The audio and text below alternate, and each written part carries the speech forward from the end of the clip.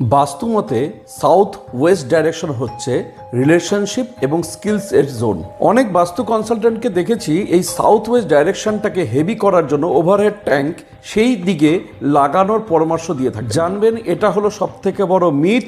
যদি আপনার south West ডাইরেকশনে ওভারহেড ট্যাঙ্ক থাকে তাহলে সেই ফ্যামিলিতে কোনো না কোনো ব্যক্তির হার্ট অ্যাটাক হবেই হবে। আপনারা নিজেরাই মিলিয়ে নেবেন, যাদের বাড়িতে কারোর ফ্যামিলির মধ্যে কারোর যদি হার্ট অ্যাটাক হয়ে থাকে, আইদার তাদের সাউথ ওয়েস্ট ডাইরেকশনে ব্লু কালার অথবা ব্ল্যাক কালার নয়তো ওভারহেড ট্যাঙ্ক হতেই হবে। এবার আসি কোন দিক তাহলে সব থেকে শুভ। মনে রাখবেন ওয়েস্ট ডাইরেকশন অর্থাৎ পশ্চিম দিক হচ্ছে ওভারহেড ট্যাঙ্কের জন্য সব থেকে আইডিয়াল জোন। আর বাস্তুতে সব থেকে অশুভ ডাইরেকশন হচ্ছে নর্থ ইস্ট ডাইরেকশন। সেখানে যদি কোনো রকম ওভারহেড ট্যাঙ্ক যদি প্লেস থাকে তাহলে সেই ফ্যামিলির মধ্যে কোনো না কোনো মেম্বারের প্যারালিটিক্যাল অ্যাটাক, প্যারালাইসিস বা ব্রেন রিলেটেড কোনো ডিজিজ